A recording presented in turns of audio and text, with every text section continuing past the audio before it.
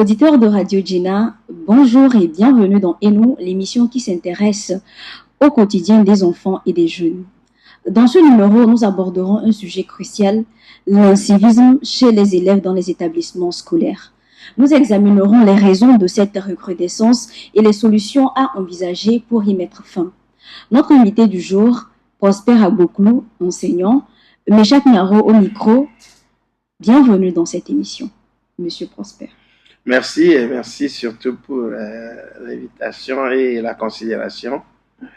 Nous sommes aussi intéressés par la quintessence et l'importance même du sujet. Et je crois quand même que ce sujet mérite d'être débattu. Et à cela, je pense que l'importance que vous y accordez est tout à fait idéale. Merci. Alors, dites-nous, est-ce que vous avez constaté, tout comme nous, que l'incivisme devient de plus en plus fréquent dans les établissements? Oui, les faits sont palpables, ils sont notoires et nul ne peut le dénier. Les actes d'incivisme sont, je dirais, prolifères à une vitesse grand V. Et qu'il est vraiment important de pouvoir le souligner. Bon, maintenant, oui, on peut poser la question de savoir pourquoi. Et c'est là où des solutions s'imposent. Il faut d'abord aller à la racine du mal. Et partir de cette racine, on peut trouver des palliatifs, ne serait-ce que peut-être pas pour l'éradiquer, mais l'amoindrir et permettre à ce que la société puisse vraiment évoluer dans le bon sens. Avant de rechercher les causes qui expliquent la montée en flèche de l'incivisme, quelle définition pourrions-nous donner à l'incivisme dans le contexte scolaire? Bon, l'incivisme même, c'est quoi? C'est tout acte contraire à la règle de vie dans une société. Tout acte qui est contraire à la règle de vie dans la société. Il peut être gestuel, il peut être verbal et dans le comportement. Vous voyez à peu près. Donc, je crois qu'il y a beaucoup de vices en ce sens qu'il faut dire tout simplement qu'en milieu scolaire, il n'y a rien de neuf, d'autant que l'enfant qui vient, qui impose cet acte, vient d'une société. Et l'enfant, la plupart du temps, nous dit, est le reflet de la société. C'est ce qui se passe dedans, ce qu'il voit, ce qu'il, je dirais, respire au sens péjoratif, qu'il essaie de reproduire là où il est, tant qu'on ne le lui est pas en amont, comme on appelle, empêché. On ne lui est pas empêché en amont. Pour lui, quel que soit l'âge, c'est la meilleure, c'est la façon de vivre. Or, la société est régie par des règles, des commodités qui font que chacun, pour se sentir bien au sein des siens, doit faire en sorte que la limitation des actions, les limites qui sont imposées à des actions soient respectées. Vous voyez à peu près. Donc, en milieu scolaire, on ne peut pas dire que ce sont des inventions. C'est des trucs déjà dans les habitudes qui sont trichés, qui sont regardés, observés et qui sont reproduits. Justement, quelles sont les règles que les élèves sont censés respecter dans un cadre académique? Non, vous savez, chaque institution est régie par des lois. Et il y a ce que nous appelons le règlement intérieur. Et le règlement intérieur s'impose à tous ceux qui sont inclus dans cet ensemble-là. Vous voyez à peu près. chaque individu. Maintenant, un élève, par exemple, si on prend le cas, la première règle, par exemple, dans une institution scolaire, c'est la ponctualité. La ponctualité constitue une règle prépondérante qu'il faut respecter. Maintenant, un parent qui, sachant que son enfant doit débuter les cours à 7h30, je prends le cas du primaire, par exemple, ou de la maternelle, qui débute à 8h, au collège, où on dit à 6h45, il y a déjà le rassemblement. À 7h, on est en classe et les cours commencent. Ouais, à la fac, il y a des temps qui sont délimités pour les cours. Donc, l'enfant qui, par exemple, le parent ne prend pas le soin de l'habituer à la ponctualité, déjà, c'est un frein à son évolution. Vous voyez à peu près. Il apprend, il s'endosse ce comportement et c'est un vice qu'il va répéter dans sa vie sociale, professionnelle, en continu. Vous voyez à peu près. Donc la première règle, c'est la ponctualité. On dit à 6h30, 6h45, 7h, 7h30, c'est à 7h qu'on vient réveiller l'enfant. On le prépare déjà avant qu'il arrive à l'école. Il est déjà 8h. Les autres ont déjà commencé le cours. Ce n'est pas à cause de lui. Donc, la règle de la ponctualité, c'est la première. C'est un acte de civilité. Quelqu'un vous dit, viens à 8h. Il faut qu'il te voie à 8h. Ce n'est pas à 8h que tu quittes la maison. On le prend comme quelque chose de simple, de superflu, de banal. Mais ça fait que beaucoup de sociétés sont en retard. Oui. Vous entendez souvent dire, les Blancs disent non, ce n'est pas les Blancs. Nos grands-pères disaient, c'est-à-dire que l'argent, le temps, c'est de l'argent. Tout à fait. Vous voyez à peu près, dans le passé, cet acte-là, on ne peut pas t'appeler de dire, venez à la maison du chef pour une concertation. Le chef dit, à 7h ou bien à 5h, 4h30, les sages doivent être ensemble et c'est à 5h que l'autre sage se lève.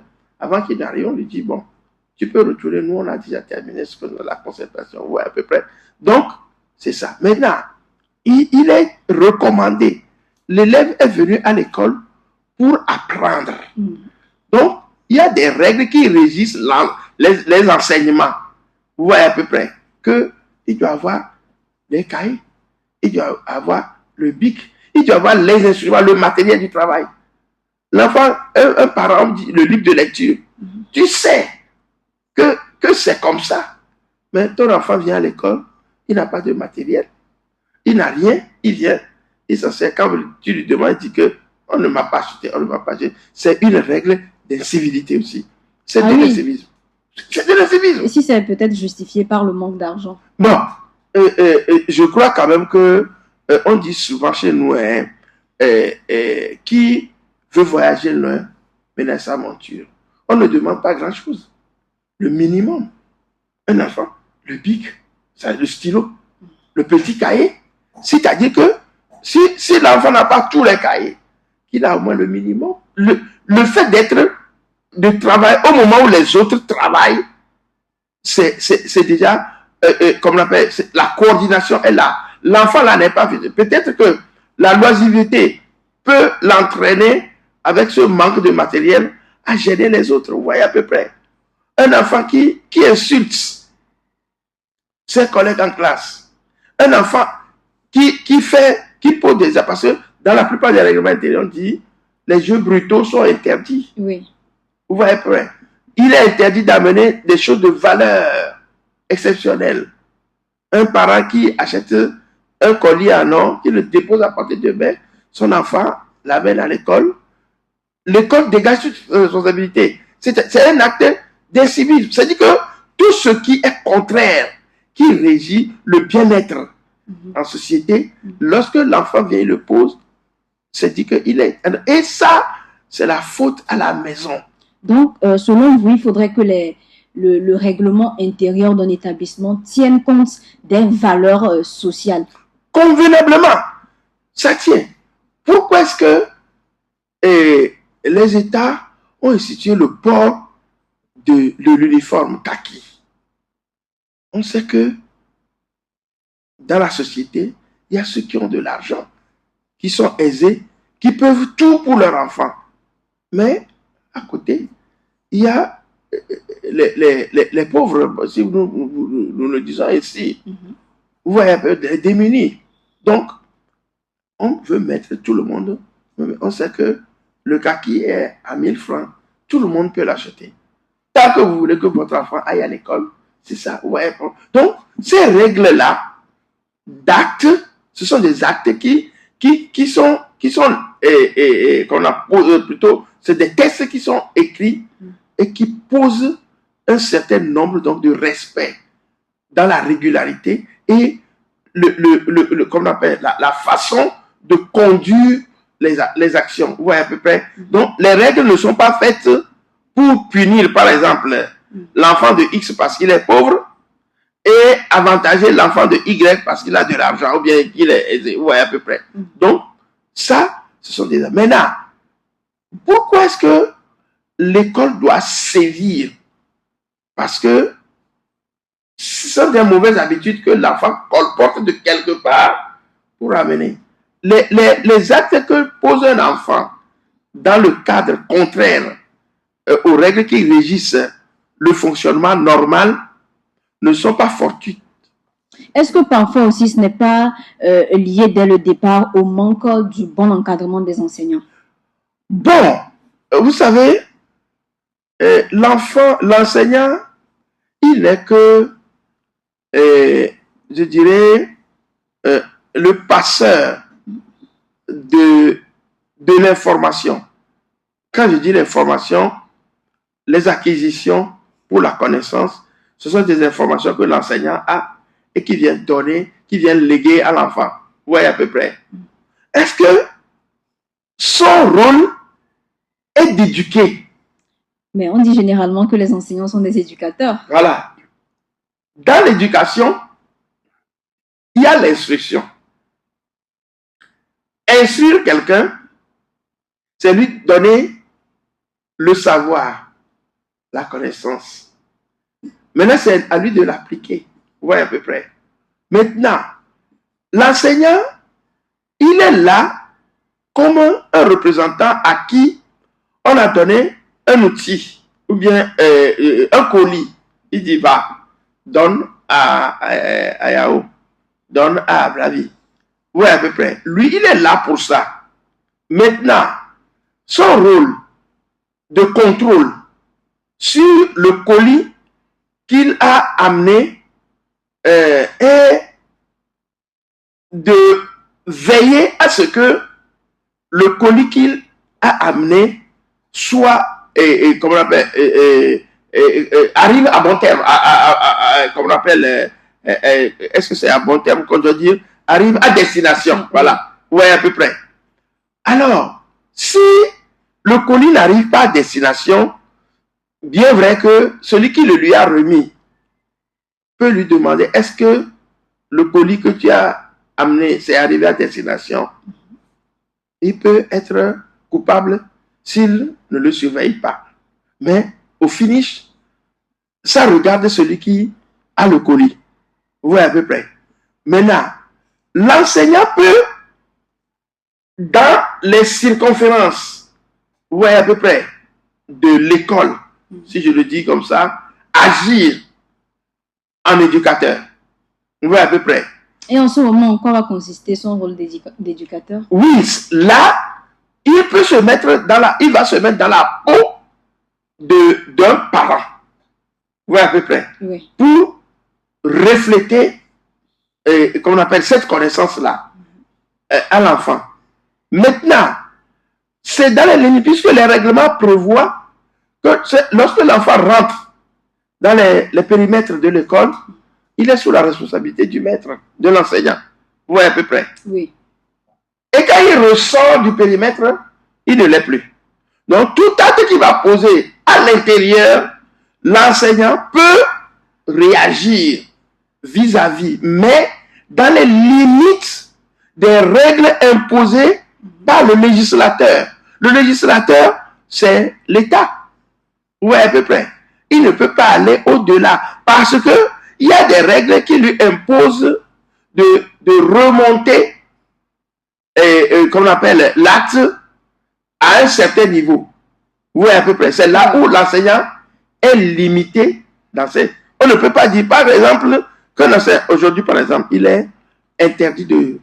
Les punitions, les châtiments corporels sont interdits chez nous. Vous voyez à peu près.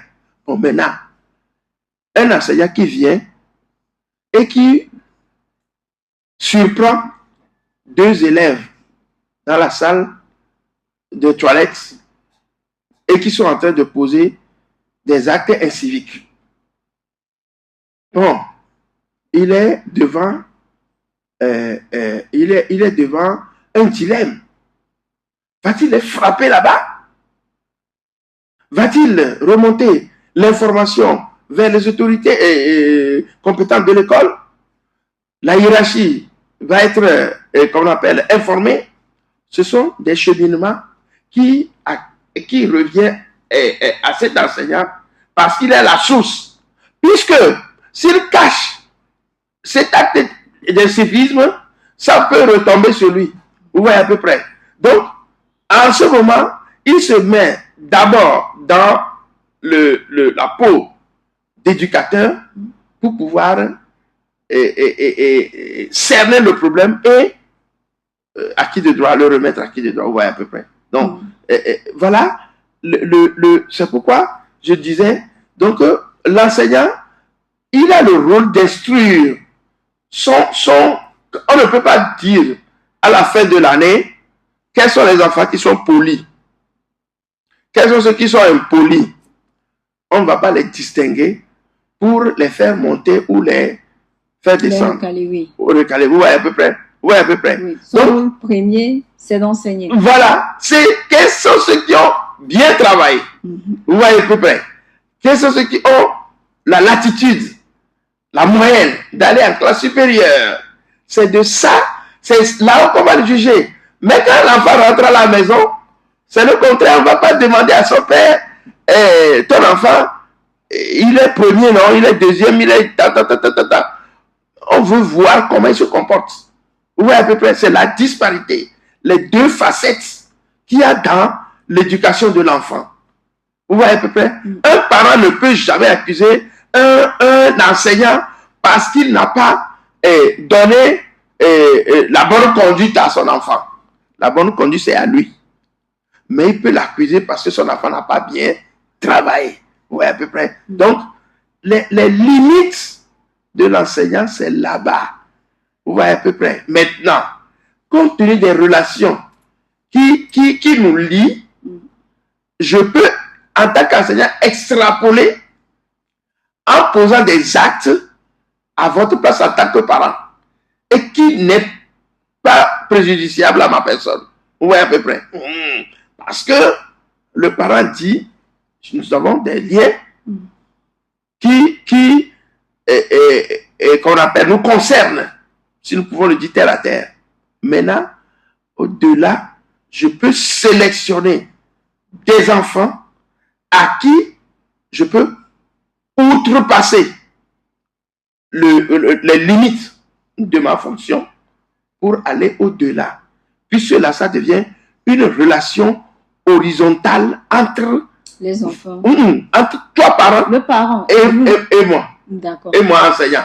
Est-ce que les parents, parlons des parents, est-ce qu'ils ont toujours connaissance de ce que leurs enfants font à l'école? Voilà. Parlons des comportements inciviques. Oui, c'est-à-dire que c'est là où le rôle de la relation parent-école ou bien parent-enseignant est très important. Vous voyez à peu près. Écoutez, quand vous m'envoyez votre enfant qui pose un acte d'incivique, un acte civique plutôt, qui par exemple gifle un camarade, ou qui outrance les gens, taquine de tout, fait, mais, comme on appelle, embête les autres de telle manière, et que je le punisse, et que cet enfant vienne te le dire à la maison. Quelle est ta première réaction? C'est la première réaction que tu auras vis-à-vis de cette information qui donnera à l'enfant la latitude de mal réagir ou bien de bien réagir. Oui, à peu près. C'est ça le problème. Maintenant, moi, je l'ai, j'ai posé un acte dans le sens de corriger un acte qui ne devait pas l'être. Vous voyez à peu près. Maintenant, votre enfant vient vous le dire. Votre réaction, c'est dire, qu'est-ce que cet enseignant, il t'a frappé? Comment? Ça déjà, tu n'aides pas l'enseignant à aller à poursuivre son acte d'éducation. L'enfant. Ouais, à peu près. Ouais, à peu près. Mais que cet enfant-là vienne te dire, même s'il est blessé, peut-être que l'enseignant, malencontreusement, la première réaction, c'est d'abord d'observer à l'enfant que ce qui lui est arrivé, c'est pas sa faute.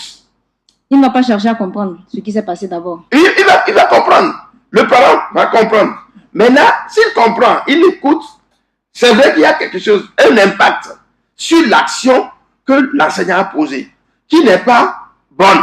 Peut-être dans le sens où il a fait, il a réagi, sa réaction vis-à-vis. Le degré de réaction aussi, il faut le mesurer. Pourquoi il est allé jusque-là en blessant l'enfant? Ça peut arriver de manière malencontreuse, c'est pas prémédité. Mais malheureusement, ça arrive parfois. État des hommes, de l'humain, oui, à peu près. Mais il faut que le parent comprenne. Sa première réaction, même s'il est touché par ce qui s'est passé, c'est d'abord d'amener l'enfant à comprendre que c'est à partir de cet acte incivique que cela est arrivé. Maintenant, il peut régler ce problème-là en dehors de la connaissance de l'enfant, avec l'enseignant. Oui, à peu près. Mais c'est le fait qu'il s'enflamme et montre à cet enfant que son enseignant est méchant. Il ne l'aime pas. L'enfant peut faire quoi? Multiplier, remultiplier, encore multiplier ces actes-là. Et petit à petit, ça va se ressentir dans la maison. Puisque le parent même est son soutien. Oui, à peu près.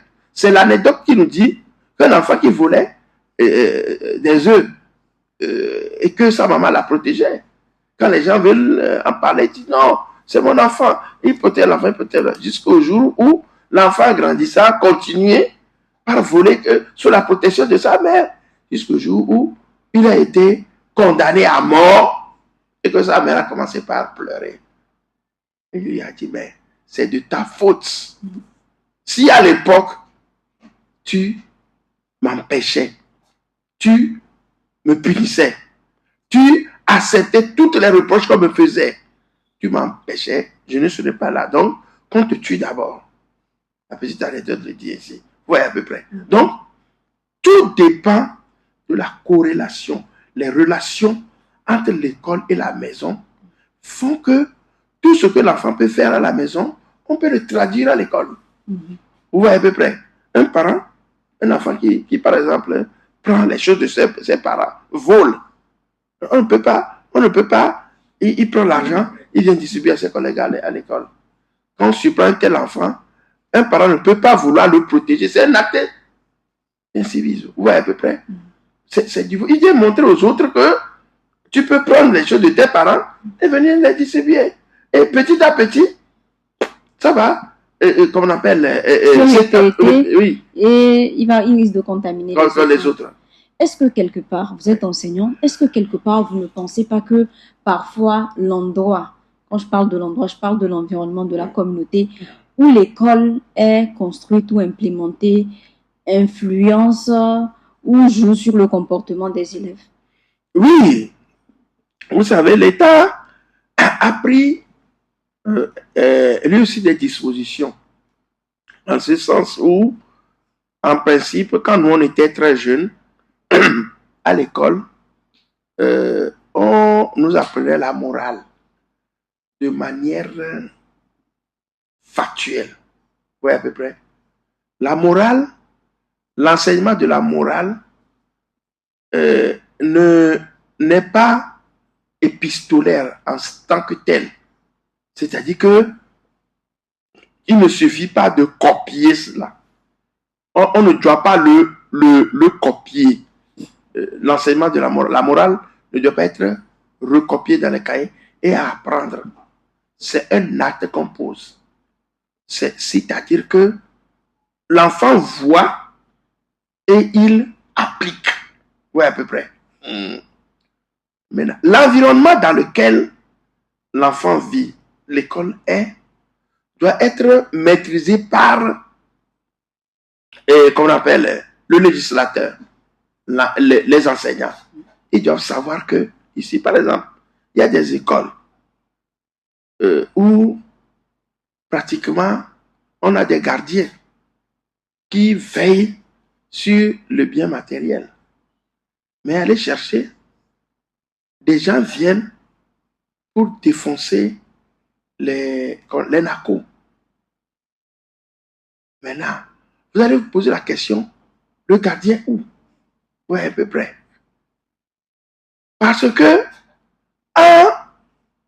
qu'on appelle confiant ce travail au gardien, vous avez la maîtrise du milieu, mais vous ne lui avez pas donné les éléments qu'il faut pour pouvoir faire son travail. Oui, à peu près. L'enfant qui vit dans ce milieu et qui constate des comportements de ce genre peut,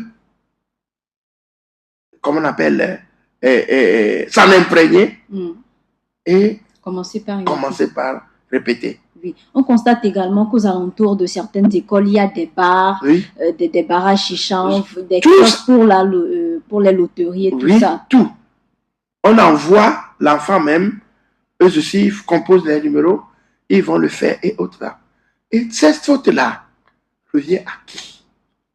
L'école et la maison partagent leurs responsabilités. Vous voyez à peu près. Oui, à peu près. Oui. Les actes posés en tant que tels sont des copies conformes. Alors, il revient à l'école de faire quoi? De mettre la morale en avant. Vous voyez à peu près. On ne peut pas voir un enfant en tenue kaki et qui rentre dans un kiosque pour jouer à la loterie.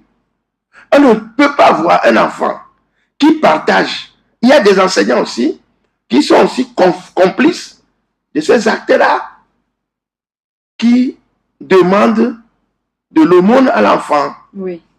qui réclament un certain nombre de choses à l'enfant. C'est-à-dire, à travers l'enfant, il réclame quelque chose. Et un enfant étant celui qui subit les émotions, peut commencer par agir en ce sens. Vous voyez à peu près. Qui va à la maison, qui demande à son père ou à sa mère, donne-moi ceci pour l'enseignant. C'est un acte d'incivisme. Parce que le parent qui envoie un enfant attend un résultat positif. Dans le sens où, si moi, en tant qu'enseignant, j'ai quelque vis-à-vis de toi, parent, je noue le lien. On noue le lien entre nous adultes et on se parle. Pas à travers l'enfant. Oui, à peu près. Donc l'environnement est un facteur vraiment qui influe sur le comportement de l'enfant. Et ça, je crois quand même que vous avez raison de le dire. Et c'est pourquoi je dis, il faut que c'est un devoir régalien de l'État. Parce que un individu ne peut pas se lever et agir. C'est ne que par l'État. Par exemple, interdire qu'on construise ou qu'on ouvre des boutons, on vend la boisson à côté. Des écoles. Oui. Oui, à peu près. Ça limite l'enfant même déjà à se préserver. Ouais, à peu près. Il se dit, parce que à chaque fois qu'il sort, il voit les queues des boissons alcoolisées. On fume. On fume, on fait tout. Aujourd'hui, vous allez voir les ghettos. Aux alentours de Lomé, on a plus d'une 60aine de ghettos. Allez-y. Il y a des enfants qui sortent de là, qui viennent à l'école. Ouais, à peu près. Et le contrôle est difficile.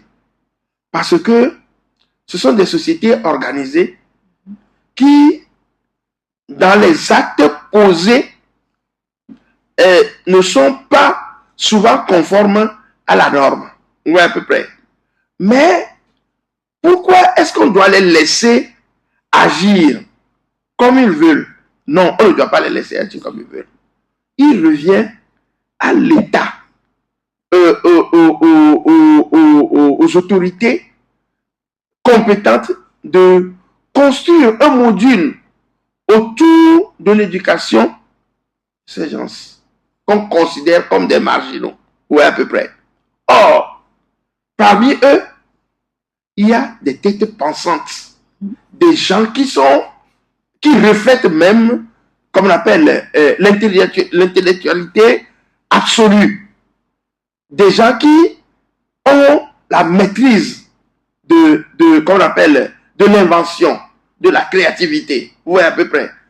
Tout ça là, l'individu ne peut pas le faire si le législateur ne met pas en place des règles qui permettent d'aller à l'encontre de ces actes-là. Vous voyez à peu près. Vous prenez un enfant sur la moto ou bien en voiture et vous-même, quelque temps après, enfin, au passage, dans la foule, vous sortez la tête, vous crachez. De vous jeter les ordures. Vous avez les copeaux de bananes ou bien les emballages. Après avoir mangé, au lieu de le foutre dans un sac ou bien dans votre poche pour aller le déposer dans un dépotoir, devant l'enfant, vous le jetez. Il a vu. Il fait quoi? Dans le copier. Copier, oui, à peu près. Oui. C'est ce qui fait que dans les limites de l'école, quand il vient, quand il finit de manger les biscuits, ou bien il jette, il laisse par terre. Oui, à peu près. Ce sont des actes qui, normalement, sont prohibés par rapport aux règles qui régissent la société. Mais, malheureusement, on les prend comme de petits trucs. Quand vous allez, par exemple, moi j'ai lu certains documents, on dit la Norvège est l'un des pays les plus propres au monde. Oui, à peu près. Bon, pourquoi est-ce que chez nous, les poubelles abondent, nauséabondes dans les rues? Vous voyez parfois des véhicules qui transportent des ordures qui sentent tellement, qui agissent sur notre... qui laissent cette trace-là, ces bouts sur le goudron, le chemin, qui sentent, c'est-à-dire qui gardent toujours, qu'on appelle cet aspect, cette odeur nauséabonde, même longtemps après que le véhicule est passé. Vous voyez à peu près. Tout ça là, ce sont des actes qui normalement, qui sont, qu'on appelle, contraires à la règle de vie normale. Vous voyez à peu près. Maintenant, tout ça là, entre-temps, il y avait un premier ministre, M. Kossi Ngbo. Je crois que vous l'avez entendu. Voilà. M. Ngbo avait institué, et au niveau de la presse, et comme on appelle, une règle, et en obligeant tous les médias. J'ai un peu de ça là. Oui, vous pouvez vous désaltérer. Voilà. En obligeant tous les médias à orchestrer des émissions sur le civisme. Il dit, tout commence de la maison. Vous voyez à peu près. Si l'enfant apprend les bons comportements à la maison, dans la rue, il va bien les appliquer. Et en allant à l'école, c'est lui qui va être le moteur, le guide même des autres. L'ambassadeur. Voilà. Il dit, non, prenons. Non, pourquoi tu déposes le plastique par terre? il y a aujourd'hui des sociétés environnementalistes qui aident aujourd'hui à ce que de ces actes-là soient prohibés. Vous voyez à peu près. Et quand M. Humbo avait institué, il a demandé à chaque média, que ce soit radio, télé, presse écrite, presse en ligne, de produire des émissions.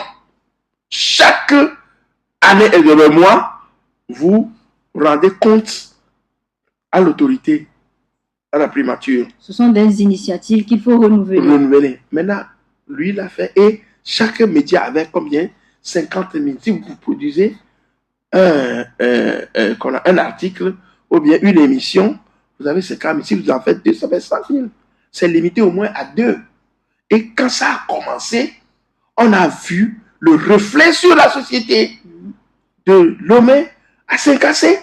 Chaque média sous le contrôle du ministère de la primature, on vérifie. Ce n'était pas donc comment vous l'appelez? C'était des dates réelles, allais-je dire quoi? Ouais, à peu près. C'est pas du bluff. Ouais, à peu près. Vous faites l'émission, vous faites copie. Et si c'est une émission interactive, vous faites une copie à la primature. Et imaginez ce que ce Premier ministre avait instauré. Et on s'est dit que si c'est de ce temps jusqu'à maintenant, on aurait pu atteindre un degré élevé dans le comportement civique des Togolais. Mais malheureusement, quand son successeur est arrivé, il a dit, bannissez-moi cela. Il a mis de côté. Et depuis, les choses ont changé. Les gens ont commencé encore. Vous arrivez dans la rue, pour peu, on vous insulte. Et on le constate également dans les établissements. En effet, on a beaucoup parlé de l'incivisme, mais on a à peine cité les actes d'incivisme qui sont répandus dans les écoles. Est-ce que vous pouvez nous en parler en quelques mots? Oui. Aujourd'hui, il y a beaucoup de choses qui sont dans les écoles. Bon, vous savez, au degré moindre, les enfants ont encore ce qu'on appelle la crainte. Oui, à peu près. Ils ont la crainte. Mais vous allez voir quand même que la copie qu'ils ont de ce qu'ils voient à travers les médias, les films, tout ce qu'il y a, les réseaux sociaux, ils l'amènent vers eux, mais à un degré moindre. Vous voyez près. Bon, aujourd'hui, quand vous allez dans les écoles, plutôt les degrés, plus les collèges, les lycées, et vous allez constater que beaucoup de choses restent. Par exemple, vous avez vu entre-temps, le ministère des Enseignements a prohibé comment on appelle, l'habillage fantaisiste. Oui. Ouais, à peu près. Les habillages fantaisistes, c'est la commodité qui doit avoir un enfant, un élève qui vient à l'école. Ce sont comment on appelle, des comportements idoines qu'il faut conseiller parce que ça, le simple fait qu'une fille ne s'habille pas dans les normes peut amener d'autres conséquences. Oui, à peu près. Et ça, je crois quand même que c'est une règle qui aujourd'hui commence par être dans les habitudes, les coiffures bizarres, les tenues. Les garçons avec les boucles d'oreilles. Les boucles d'oreilles. Ouais. Et les cheveux, comme on appelle, les tailles de cheveux bizarres, les coiffures, que les garçons même sont dedans aujourd'hui. On taille le truc dans des formes bizarres où la femme vient. Vous l'avez dit, les boucles d'oreilles, on va jusqu'à pincer le nez. Les filles portent, qu'on appelle, des trucs de luxe pour venir à l'école. Les colliers et la façon même de parler, il faut le dire ainsi, les réponses aux autres laissent à désirer. Et aujourd'hui, ne le cachons pas, les enceintes des établissements scolaires sont devenus des lieux de comment on appelle, consommation de drogue. les cannabis. Aujourd'hui, on parle de quelque chose de toffee. Toffee. Bonbon alcoolisé. Voilà. Et vous le voyez comme un truc simple, mais c'est des excitants à haut degré. Et aujourd'hui, les smartphones, comment on appelle, les smartphones et les Android, vais-je dire, sont devenus une commodité sur lesquelles les enfants se basent pour faire un certain nombre de poser un certain nombre d'actes inciviques qui n'honorent pas le périmètre scolaire. Vous voyez à peu près. Les smartphones, c'est vrai, l'État, enfin, à ce début d'année, le ministre Kokoroko a interdit ce matériel-là, enfin, de manière informelle. C'est informel quand même parce que après les enquêtes, bon, donc on se disent, on ne peut pas forcément le laisser à la maison parce que c'est aussi devenu un outil de travail. Il fallait les utiliser dans les normes. Vous voyez à peu près. La dernière fois, le ministère a sorti aussi un communiqué régissant même les sorties des élèves. Par exemple, la foire internationale de Lomé qui va s'ouvrir. C'est, par le passé, c'est de la pagaille. L'organisation de ces sorties-là donne le droit, je dirais, aux enfants à toutes les bêtises possibles. L'occasion de faire des bêtises. Voilà. Et ça, c'est dans les milieux scolaires qu'on le voit. C'est des comportements qui sont, puisqu'on a dit, plus de châtiment corporel, les enfants sont devenus pratiquement ingouvernables. Justement, est-ce que vous pensez qu'il faudrait quelque part renforcer les sanctions pour amoindrir l'incivisme dans les écoles? Oui, moi je crois que nous sommes en Afrique et le comportement, les cultures africaines nous imposent certaines règles qui prônent le bon vivre, le savoir-vivre en milieu, dans la société. Parce que l'école aussi constitue un milieu social, vous voyez à peu près. Mais malheureusement, la colonisation a fait que nos gouvernants continuent de nous imposer un certain nombre de règles qui ne soient pas conformes réellement à au progrès de l'Afrique, de l'Afrique, vous voyez à peu près. On nous dit souvent que pour punir un petit blanc, on lui donne des pains secs. C'est ce qu'on nous dit. Je ne l'ai jamais vu, mais l'anecdote nous dit que quand vous remettez ce pain sec à un petit noir, lui, il en croque et il veut même à chaque fois être puni parce qu'il y a de pain sec à manger, vous voyez à peu près. Si on ne revient pas à l'idéal, on peut beau mettre en place des structures, l'éducation va toujours prendre des coups.